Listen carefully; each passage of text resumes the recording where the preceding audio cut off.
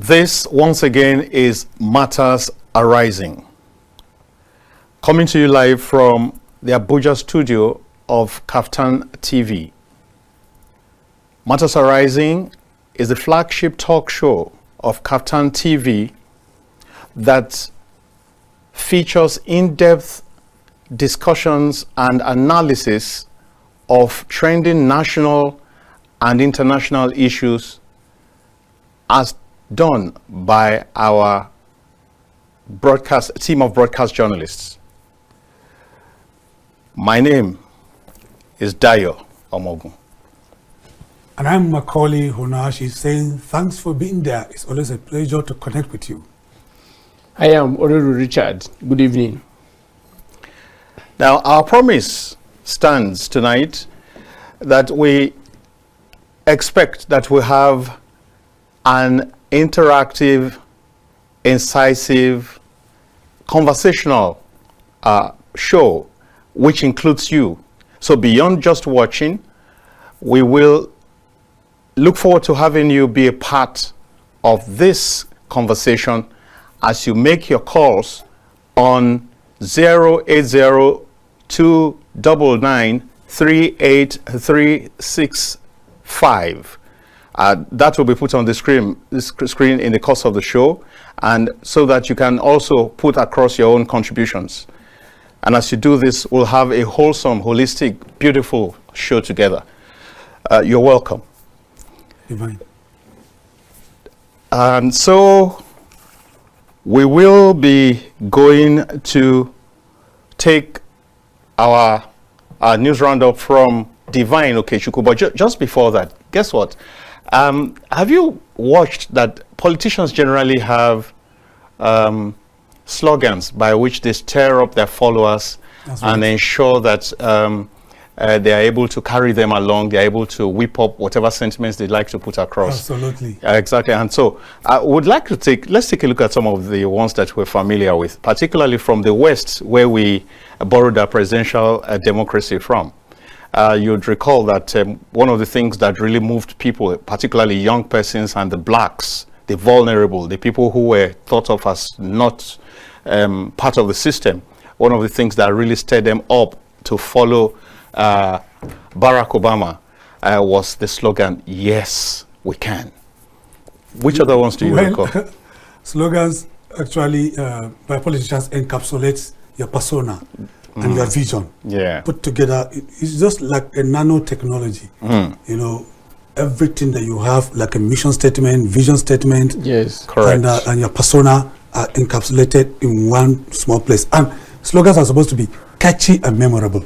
Short, catchy, and memorable. That's why Obama, chose yes we can as a black, American. Yeah. Yes, it's just like an abstract. If you are writing like a thesis, as an abstract summary. Presently, you see Kamala Harris, her own. She chooses a fight for the future. Fight for the future. Fight for the future. Very beautiful. And then when you look at the main contender in that race right now, Donald Trump, yes, he maintained his former slogan even in his first tenure. Yes. Making America great again. He added again. In the previous slogan. And coming back home, Nigerians, we hardly we also have I can only remember that of MK Abiola, Hope 93, right? Yes, and our current president. MK Abiola, I think his own was Hope 93. Hope 93. Hope 93. And in 2023, KAFTAN President Prince Adewale Adebayo, he said Hope again. Okay. Meanwhile, the current president Hope again. Then the current president, his own was renewed hope. Okay, it's all about hope. The three of them is all about hope. There must be something that binds these three together. I think the two of them, the two of them, like the current president and President Prince Adewale Adebayo, I think the two of them, they believe in the ideology of MK Abiola, and they were all followers of Abiola. I've gone through their manifesto. They are at cross purposes. Imagine. What this one believes, equally this one believes in, achieving. Yeah. So, well, the truth is that for every endeavor, for every vision, you can put it together in just a few words. Summary. That drives the people. That's right. Towards realization. You're right. Whatever it is you do, even in your home, you can have a slogan that inspires your children, that directs even your wife and your children. They know what daddy wants. And everybody is marching towards getting to the end. So, as we progress right now, we would need to sit back for a moment as we listen to Divine Okechukwu give us a recap of news headlines making the rounds today.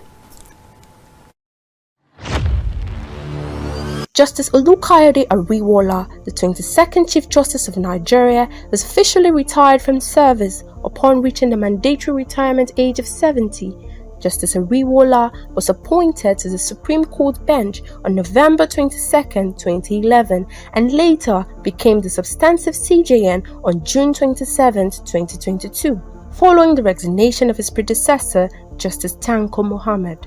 His appointment as CJN was formally confirmed by the Nigerian Senate on September 21, 2022. Last week, the National Judicial Council recommended Justice Kadirat Kekere Ekun to President Bola Tinubu as a successor to Justice Ariwola. As the off-circle governorship election in Edo State draws near, the All Progressive Congress has received hundreds of members of the People's Democratic Party, Labour Party, and Africa Democratic Congress into its fold at Igwebe, the headquarters of Igwebe local government area of the state, receiving the Campis, the Director General, APC Campaign Council, Matthew Urugide, assured them of fair treatment, noting that all members are equal in the APC. The Northern Senator Forum has condemned the gruesome murder of the Sakin Gobi of Gatawa district in Sokoto State, Alhaji Isa Mohammed Bawa, by suspected bandits after a failed 60 million naira ransom payment bid.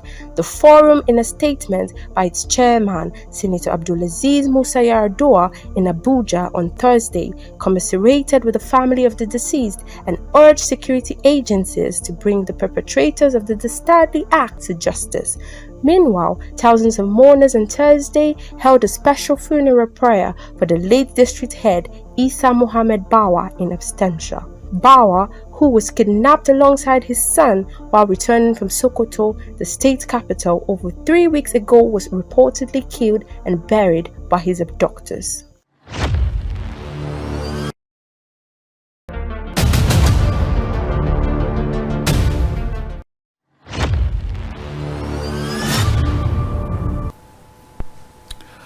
Tonight, as we welcome you back, we delve straight into the issue for the day, and it has to do with taking a look at the performance of ministries or ministers under the President Tinubu administration in the last 1 year. Now, that's something that's important so that we can check from time to time how well we're doing on this democratic journey and whether the right impact is being made. Now, therefore, we will be looking at the performance. How well have they done?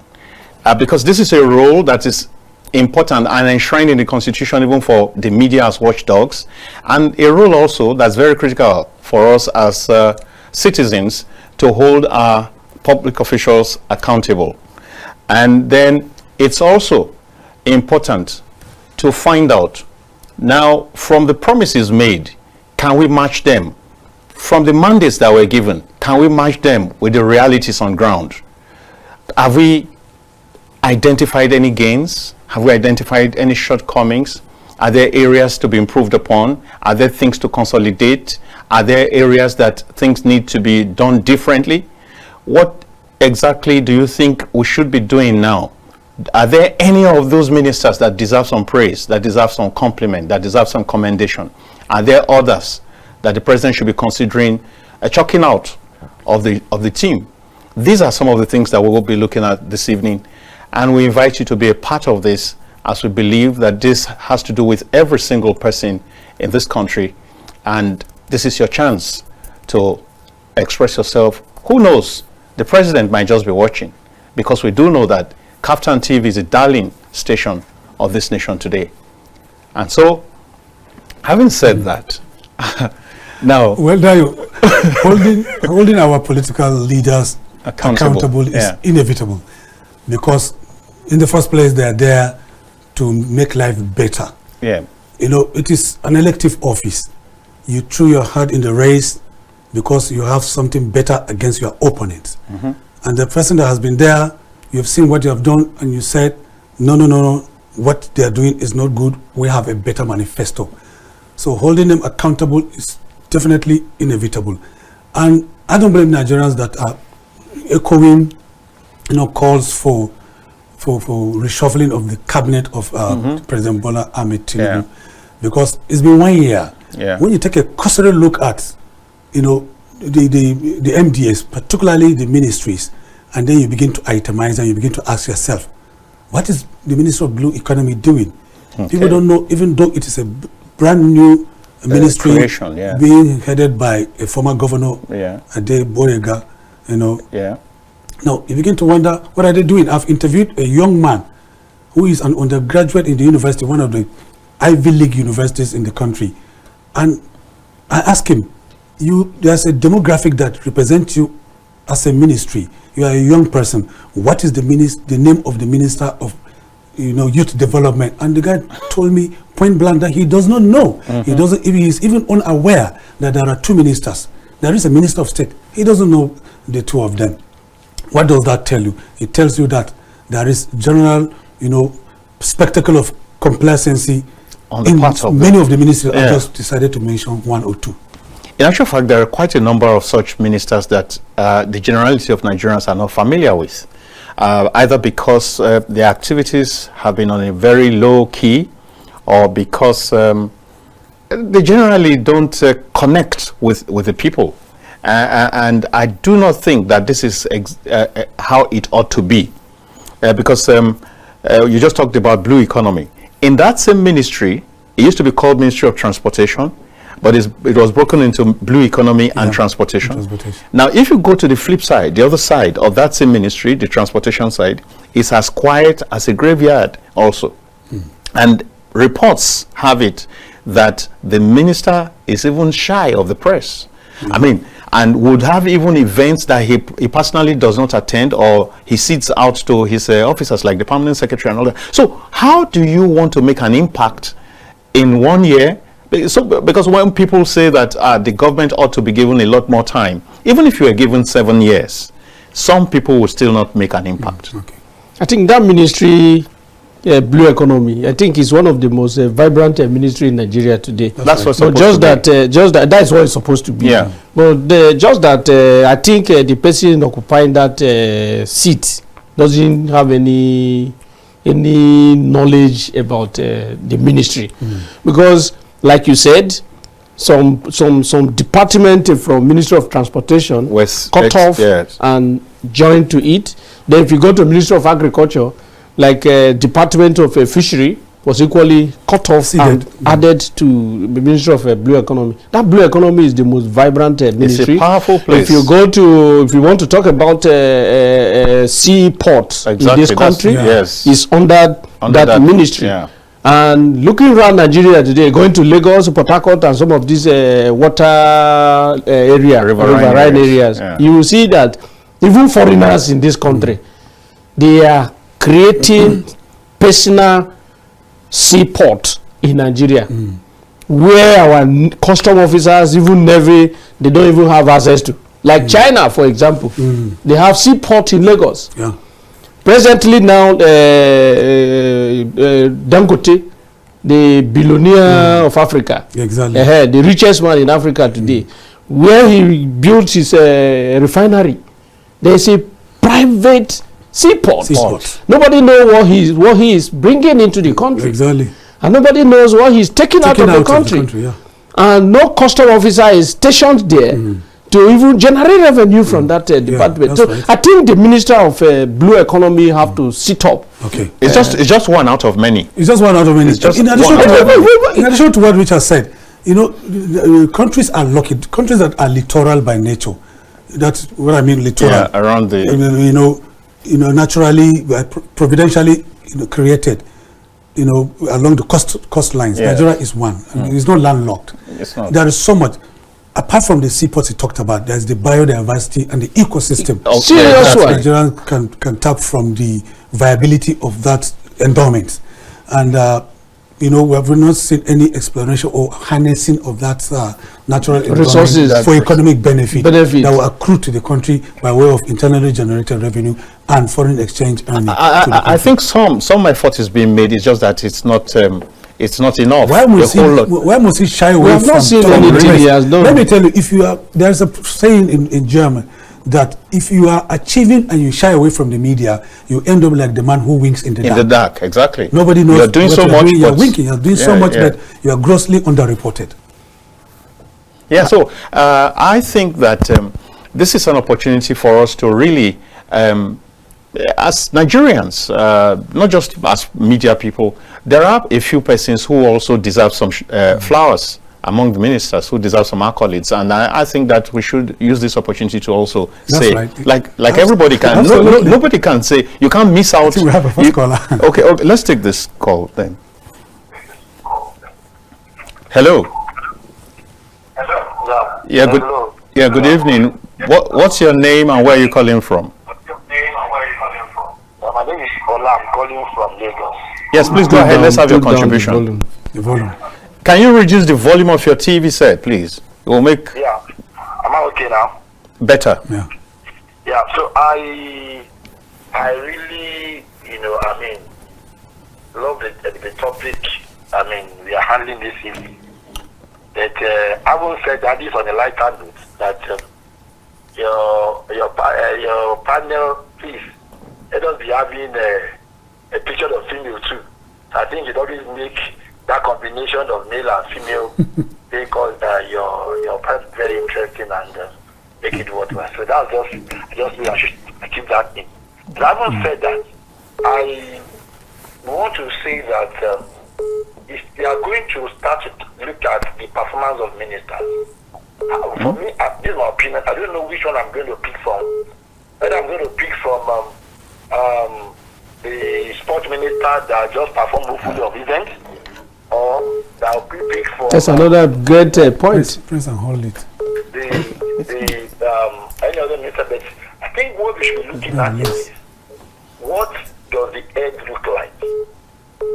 For you to somebody just talk about family, and you mentioned when you are starting, you talked about having certain blogger. Just keep it slow. Exactly. Family and all that. The president, we have to first start from the president because most of the time, the way the head look like is the way the family look like. From my own opinion, the president, to me, lack, as demonstrated, gross of incompetence, because there are things that should have even come from him. He started on the wrong footing by putting some policy in place that has brought the country into the situation that we are as we speak. It will be good for you to begin to wrap up your thoughts now, so we can have many more persons. And to check it. So the same way he has not been able to look at the ministers and try to critique, because you cannot be going on the no matter how far you are going on the wrong way. The best thing is to turn back. So I think the cabinet should be rejigged and be rejigged. And then yes, rejig. And the president should look at some of the policies that has put in place, that has inflicted hardship on the people, and try to look and review them, because the welfare and security of the people is the primary responsibility of government, in which their power just as you round up, Ola. Just as you round up, Ola, don't go yet. It's gone. Yeah, okay. So if you had the president's ears, who are the two ministers you would want retained, and who are two ministers you would want removed? For me, I've seen CBN Governor Kadusu trying everything he could do. I have been able to commend him in student because it's not a minister. We're talking about ministers. Yes, he's not a minister, but he's working along with the Minister of Finance, which I think what they are doing compared to when we have the Mifili and the other minister. I think there's still a bit of collaboration. That's one. We need to quickly run. So yeah. And the guys are in Abuja. They talk about it on Wiki, but for me, as far as I'm concerned, okay, thank you. I don't live in Abuja, so whatever happens in Abuja does not cut across the entire nation. All right. I mentioned sport. Go and take sport. Sports bring every tribe together. Bring every religion so together. is he doing well by your accounts? So as far as I'm concerned, they are doing a bit well in terms of collaboration between the Minister of Finance and the CBN government. They are trying. Of business, you have that even inflation. All right, Ola, you've had a whole. You are like even the anchor myself now. You've taken over the show. Thank you very much for coming on the show. I always wait for your program, and I always wait for this time to join. So. Right. Before he started, he made mention of Minister of Sports that he performed woefully. Oh, okay. The recent outing. I didn't catch that. Yes, he said it. He said it. The Minister of Sports performed woefully. And in addition to that, Nigeria, what we are having presently as economic crisis, we may be looking at it from the angle of CBN policies, monetary policies. But if you look at the trade and investment too, I don't think most Nigerians even know that such ministry exists. Exactly. You understand? Trade and investment should be the hub of our yes, because this foreign direct investment. Exactly. I have not seen where she travel out to bring investors into the country. The ones who are even here, they are living. They are living. The ones majority, they are living. They are living. But would that be her fault if they are living? It's her fault because she is acting as an advisor to the president. It's not your fault. It's her fault. He's acting as an advisor to the president. Of recent, you heard Total Energy. Total Energy CEO took over $6 billion investment from Nigeria to Angola. And she said nothing.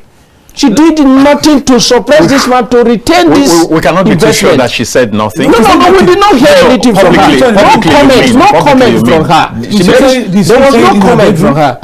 No comment from her. So such a thing, investment of over $6 billion that would have added to the employment, so much value, creating employment. Richard, hold your thoughts.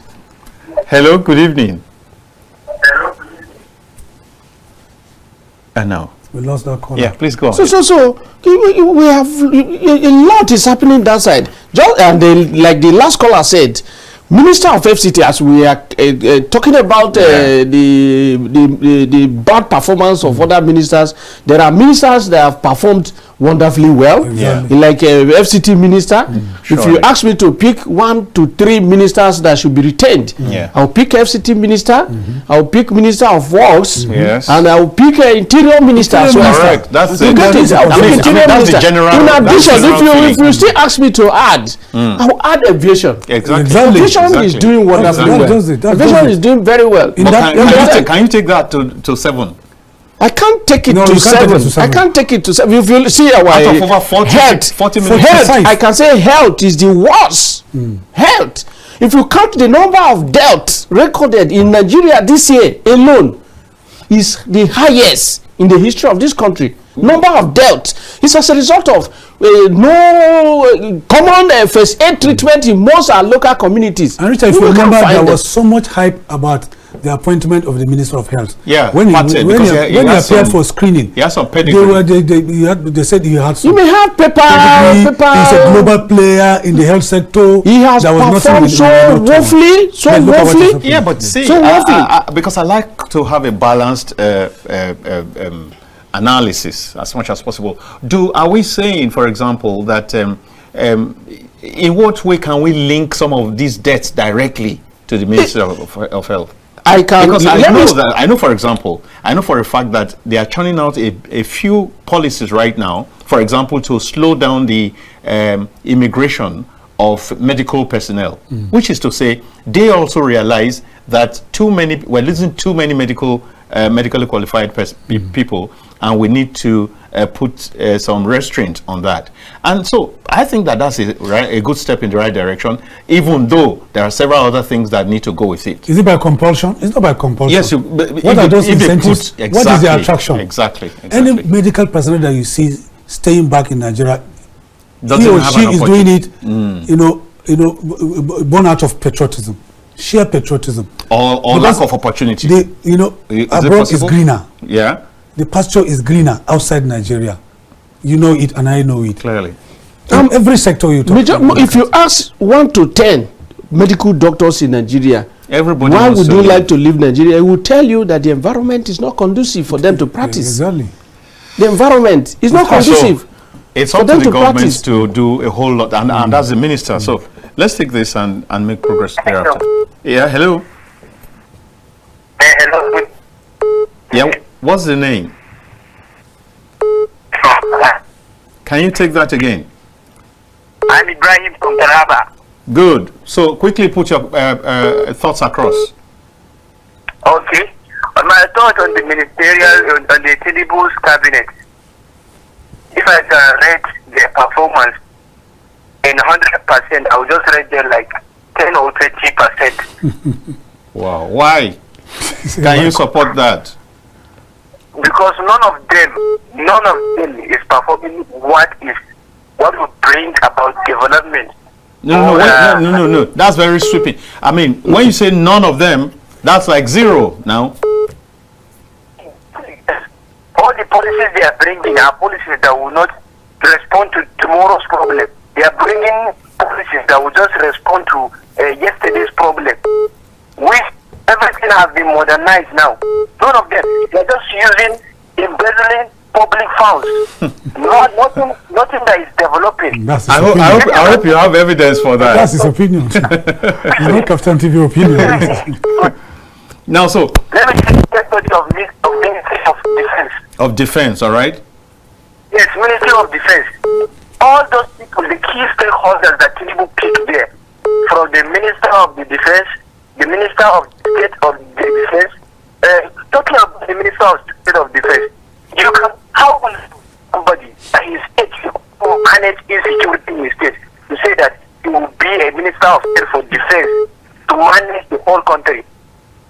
Now, let's take a case study of the Minister of Defense. He has no experience in the place of defense. He has no experience. He's supposed to be a person that has experience, a person that can stand any challenges that is facing the country's defense. But thinking about this person, this current person, Minister of Defense, it's not useful. It's nothing useful. He didn't do anything himself. Don't you think having experienced so much banditry when he was governor, maybe that could come in? He has some experience, but now he has a better opportunity to deploy more resources and deploy the experience he has garnered and deploy. Are we saying it? That's the question. The point. There is a proverb that says a good Friday starts from a sign of the Friday starts from Wednesday. Seeing any results? Starts from the week. Start from Wednesday. Sign of good will starts from Wednesday. Thank you very much. Thank you very much. We will need to go. What this man is talking about? Thanks for your points. In Nigeria, presidents emerge, through so many factors. So when you emerge through those factors, you need to make appointments because of political exigencies, sometimes nepotism, settling, because the policy in Nigeria is transactional. You need to pay back. Yeah. That's why that's you have a Minister of Defense that has absolutely no knowledge to do about with security defense. strategy. This is a guy who has been governor. He left a country, his state, a rural state, poorly developed, and then under the siege of bandits.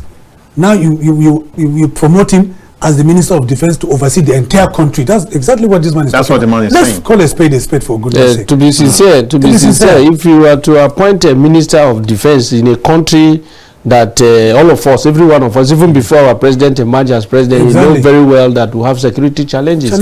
And we have generals who have done exceedingly well during their time of service, and they are within the shore of this country that you can speak as experienced people who have security strategies to manage that department. And the Minister of State and the senior minister are from the same zone, and they are clueless about the challenges, the security challenges confronting Nigeria at the moment, because they come from the region that is under the siege of bandits, and it has exacerbated.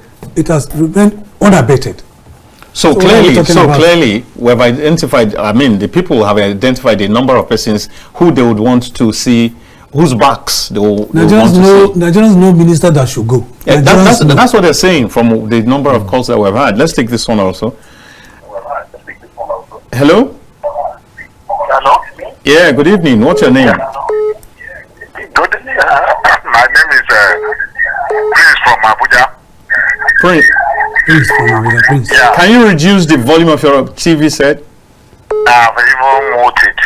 Okay, good. So go ahead now. I love the conversation and the discussion that you people are discussing tonight. Actually, APC, they know how to struggle for power, but they don't have the formation to rule this country. Appointing somebody as a give back in the party, that kind of a sensitive post, the minister in Nigeria, should not be based on a party formation. Like somebody who is just a first timer to become the president in Nigeria, I'm talking about President Tinubu, is supposed to look for some of these people who are being in the helm of affairs in Nigeria, take some advice from them. There are so many things in Nigeria that you cannot play with. We are talking about security. Most of the problem Nigeria have today, I don't know whether you people will agree with me, come from security lapses. Go ahead. Good point. The security that we lost everything now brought down to everything that we are now facing as a problem. We cannot go to farm again. To go to school is a problem. To do business, there is no way. Just in every aspect of our economy. If you go to gas and gas, you go to petroleum, thefts are there everywhere. In our border is so porous that it is so easy for Cameroonian, Malians, Sudan people to enter into Nigeria. For Nigeria to enter the jail, go to Chad. If you want to dispute me, Prince, you need to begin to round up now. What I am trying to say is this. President Tinubu should forget about party formation. He should look outside the party. Look for people who are capable to handle a sensitive post in Nigeria so that they can turn things around for him. Because everything will now boil down to him. Yes, let's leave it there for you as we go on a break quickly. Thank you very much. Yeah, thank you. Yeah. My name is Prince. Yeah, we got that. So we'll go on a break, and after that we continue from there. He was talking about the need for the president to invite more technocrats into the system.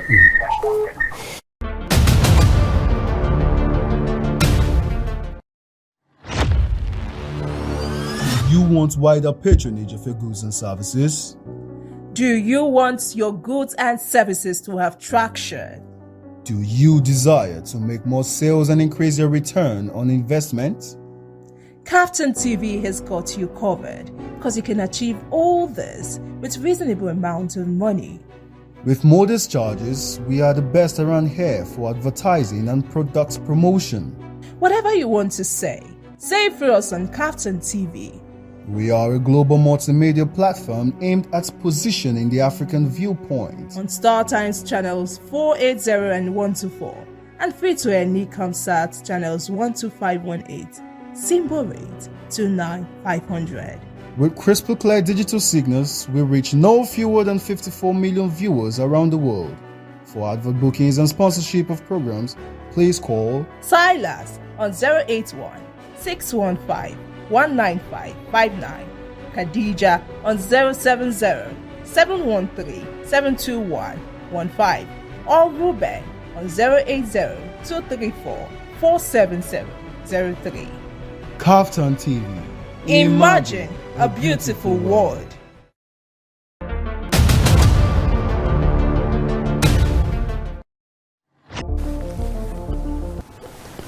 Welcome back, viewers. The last caller was talking about how important the subject matter of security is, and that a whole lot of the problems we currently face are traceable to the lack of security.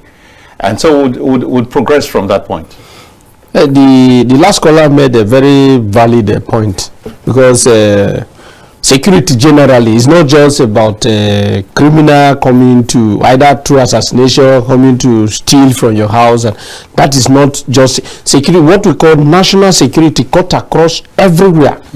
Let's say security in the agri sector, we call it food security. Even education has its own security. So security, the defense of this country, like a defense minister, I can say is the #1 minister of the country. Because if we don't have security in the education sector, when your education system is so poor and the government doesn't have interest in the future of this country, going to school, having sound education, sound basic education, they turn to general insecurity in the country.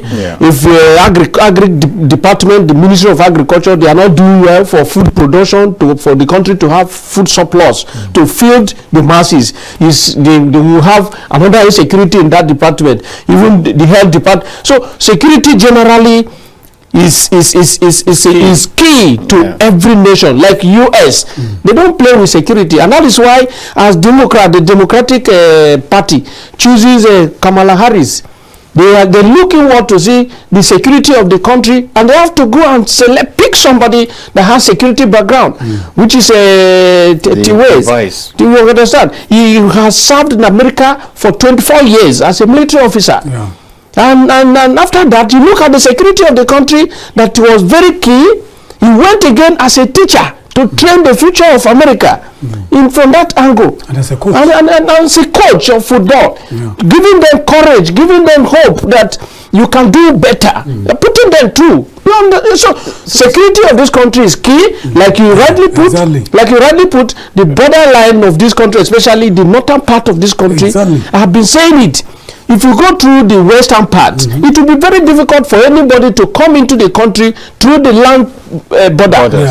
Because they see is there. If you are to come, you will come to it. But the northern part of this country, if it will be very possible for the government to fence Nigeria along the northern part, it will give us very strong. I think that is in the pipeline. I think that's been worked on. It's very key. That's been worked on. While so much has been said about the defense ministry, there are several other ministries. Are we doing well in education? Are we doing well in agri? Are we doing well in science and technology? Are we doing well of water and sanitation? In water and sanitation. Where exactly? Where else can we?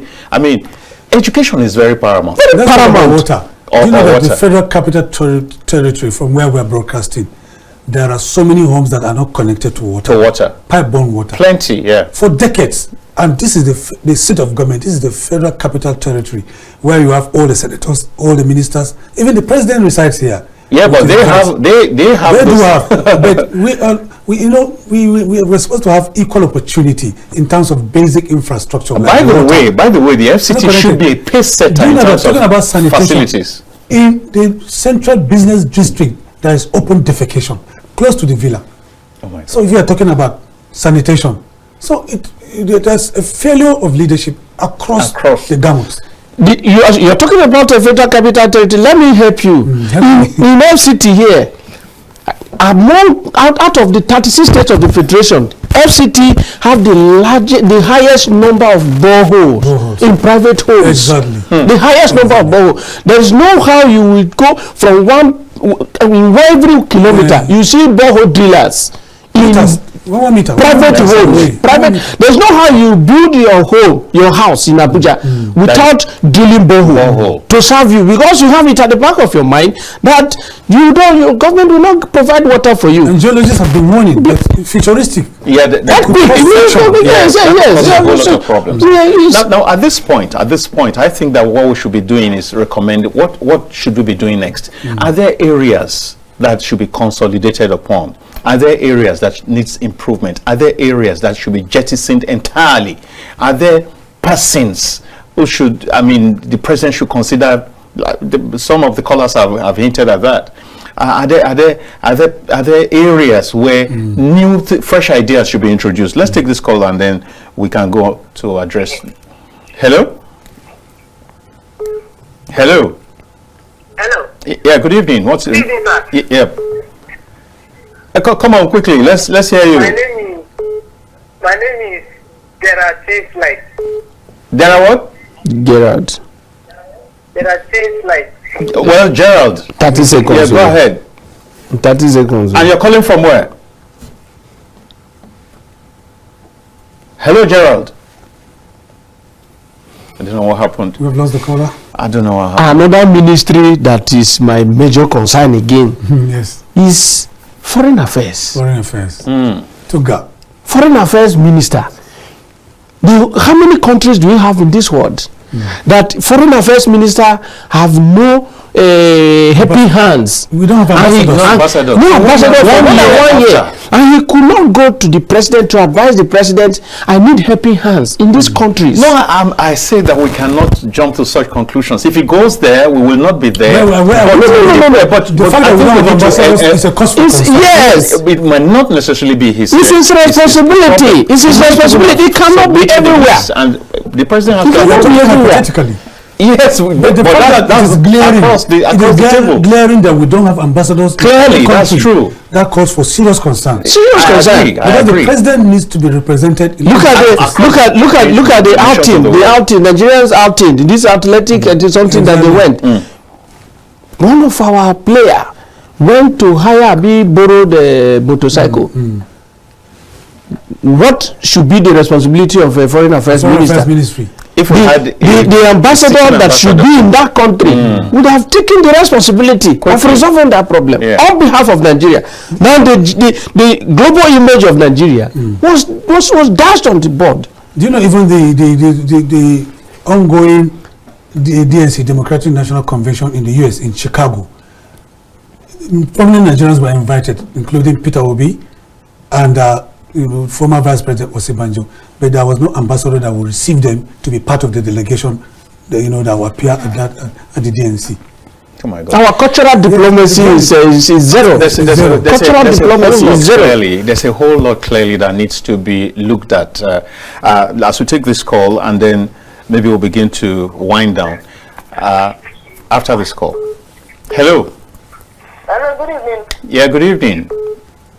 My name is Temilayo. Temilayo, you're welcome. You're calling from? Lagos. Lagos, right? Let's hear you.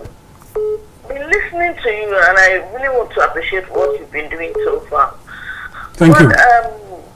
The most important to me right now is food, because of the number of hunger around me. And I realize that agriculture has not done anything for the people around. Could this be because of insecurity? Hello, Temilayo. Network. Oh no. Temilayo, I'd like that you call. Yes. Go ahead. Go ahead. Could it be because of insecurity? Go ahead, please. You're the first lady tonight. Yeah, but I know that yes, because once I'm scared to send my son out after 7. I'm really worried that anything could go wrong. There's so much kidnapping, there's so many things going wrong in the society. To go from one end to the other in Lagos, I'm scared. In the public transport. That's number 1. But 2, I want to compare agriculture to the former presidents, past ministers. I know when this Ogbe was there. I know when Akinwumi was there. Yeah. I know in Lagos we had lake rice. And other states had huge stocks of rice. But there's right now nothing. We are buying rice and I'm not seeing anything. Maybe the insecurity is involved, but the hunger is so much in the land. So agriculture is not performing for me. Education for me, it needs an overhaul. You're not targeting you're just going there. Education in Nigeria is frustrating. You cannot meet, you don't cater for the needs of the students. You're not progressive. You're just there. You've been there 6-3-3-4 system. What is the actual need of each sector, each town? There's nothing to Temila, I see you've got so much you would like to share, but we need to go now. But your points are taken. She's so angry. Yeah, your points are taken. Education and agric are not doing well as far as you're concerned. So angry. I'm talking about education. The JAMB results and whatever came out recently, and we heard, for example, that with a 140 score, you could get into a school. And for polytechnics, for 100 marks, you could get into school. I do not know what kind of cutoff marks. I mean, what kind of floor that is. Because 100 is 25%. My concern is not even the cutoff mark. What kind of school are you getting into? How equipped is the school? The schools. How conducive, how convenient is the environment? You said about the cutoff mark. I'm just trying to add some support, Temila, in saying that there's a whole lot to look at in the education sector that doesn't seem to be getting attention. That's why I say it's not even about the cutoff mark. As far as infrastructure, personnel, teachers. How convivial is the atmosphere? How prepared are the teachers? Go to some state universities, even federal universities. And you see what they speak. One school is warming up again for another strike. Exactly. One particular course they call GST, General GST. If you go for GST class, you will see that the teacher teaching them will not even know the name of about 10 students. 10 students. And if you cannot know the name of your student, you don't connect. You can't connect. They will be teaching, but they can't be learning. They will be not learning. So it goes beyond cutoff. They don't even have seat where to sit. No seat where to sit. In the first instance. In several schools across, including the FCT. There are many schools like that. Serious challenge. If you go to chapter in our constitution, 14, subsection 2. Section 14, subsection 2. Talk about welfare and security. And the welfare now in this administration is somehow the president means well, but the people that he has recruited to assisting him in these departments, these areas, in fact they have performed roughly zero. Could it be like has been adduced in favor of the president? Could it be that the time is too short to? Not just the time. Majority of the people he has recruited itself, they don't even have passion to helping people. Exactly. In the time of Olushola Saraki in Kwara State, we were very small then. Saraki as a politician, every early morning, people within that environment will come to his house to feed. Politicians today, even after giving them appointment like ministers, commissioners at the state level, SCAs to president and SCAs to governors, they hardly go to their village to even feed people. You can't go to politicians' house and even see food to eat. And in our communities, all these people that have been given this appointment, if they can be going to their communities weekends, you have that open mind. As you are going, they have it in mind that they are coming to their leader's house to eat food. And then they will cook. And everybody that comes, you will eat. Richard, many of them. For 1 or 2 persons, you give 1 or 2 naira. They will use that one to manage for that period. And this problem wouldn't have been like this. Ministers wanted to be ministers because of ego and status symbol. It's simple. It's status symbol. That is why they are not connecting to the people. They need to begin to be shown the way out for incompetence. Mr. President needs to begin to show incompetent ministers the way out, so that it will serve as a deterrent for you. If you want to take up this public office, you should have it at the back of your mind that if you don't perform, then you'll be embarrassed by being shown the way out. So they have even signed talked about performance bond. They have signed performance bond, and then they have clear mandates. Musa is in charge, and I expect her. And there are clear mandates, and there are KPIs that they should be measured by, key performance indicators by which they should be assessed from time to time. Hadiza Balarabe Musa's office is key. It is that office that evaluates the performance of ministers the day they signed performance bond, at the villa last year. Because there's really little from the beginning of this administration. I think we should see a blueprint, even if it's just a blueprint. From the beginning of this government, my expectation was that our president will behave differently from Buhari. I expected that after 6 months or 7 months of this administration, seeing the president sacking ministers like 2 or 3, then we will see that yes, he's different. But now he's taking the clear of Buhari. Buhari refuses to sack even non-performing ministers. And the same our president, maybe the president is reserving that. There's no need for reservation. There's no need for reservation. Showing out, I mean, no, reshufflement is imminent. I must tell you, reshufflement is imminent. We can feel the pulse. That reshufflement, that we still find ourselves within the circle. People in the we want them out. Who shouldn't be there? And stories are emanating from the corridors of power that minister will soon go. That's why you can see now when you talk about the energy sector, that there's relative improvement. Truly, from where I live, there's relative improvement about electricity. No. I can quickly there's a direct response to these feelers coming out from the villa that there could be a shake-up. No, if you talk of let me quickly respond to that before I lose my train of thought. Now because you live in the hinterland. let me tell you. The truth is this. That's the same way when President Buhari came in. They said by just the reason of his body language, power has improved. But thereafter, what did we see? The truth is that there's a season every year when power improves. During this rainy season, the tide is higher, and then it helps the dam. It has nothing to do with the performance of the worst thing again from the beginning of this administration. We have been having fuel crisis, and not till now as we are talking, it has not stopped. Who is the minister? The minister of petroleum. He's the president. He's the president. But we have a junior minister. He's the president. So managing the place. See, even if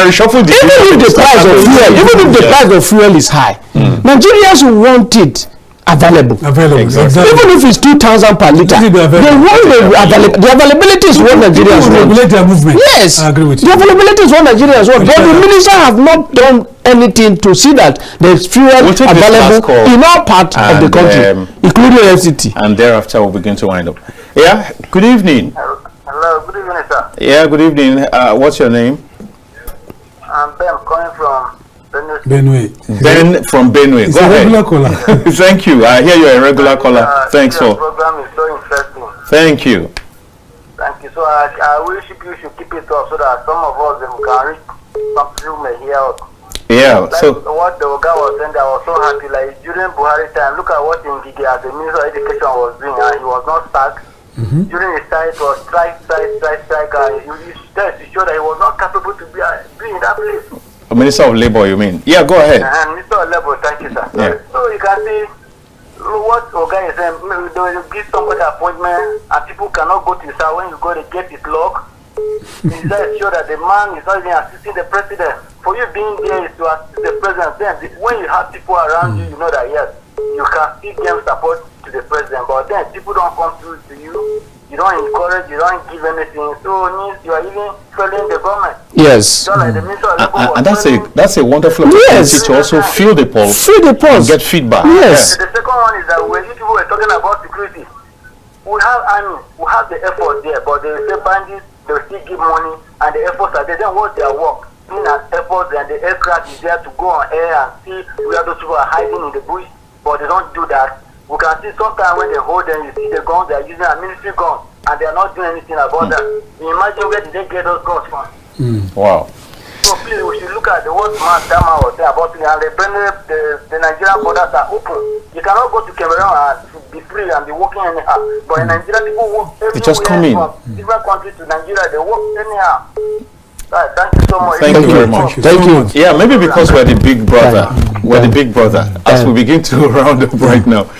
So clearly, from what the people have said, the president has to go back and bring on board a lot more technocrats. My final shot is that the president, like you said, Dayo, the president has to sit down and do a serious rejigging of the cabinet. And in fact, about 70% or 80% of them have to go. let him bring in more hands and give them matching orders for 70% of the successes of this administration, I can say, comes from the president himself. And 80-85% of the failure of this government come from the people he has appointed. So he has to look into that and see that majority of them should go, and he should bring in new people. Fresh blood. Because Nigerians, we are expecting so much from him. Exactly. And this is the last chance chance for him to write his name in gold. Absolutely. Wow. At this point, we will begin to say our goodbyes, but I must say thank you very much to our viewers who have played a very vital role in making this quite conversational, quite interesting, and I want you to keep it up. Thank you very much from Taraba, from Benue, from Lagos, and from everywhere, Abuja, where you have called. We say kudos. And to the panel, thank you very much. And to the executive producer, Ruben Okala, we say thank you as we go. Good night. My name is Maucauley Hunohashi, saying bye-bye, thanks for being there, and see you next time. I am Richard Oriri. It's my pleasure engaging you. All right, so as we say on KAFTAN TV, imagine a beautiful Nigeria. Beautiful Nigeria.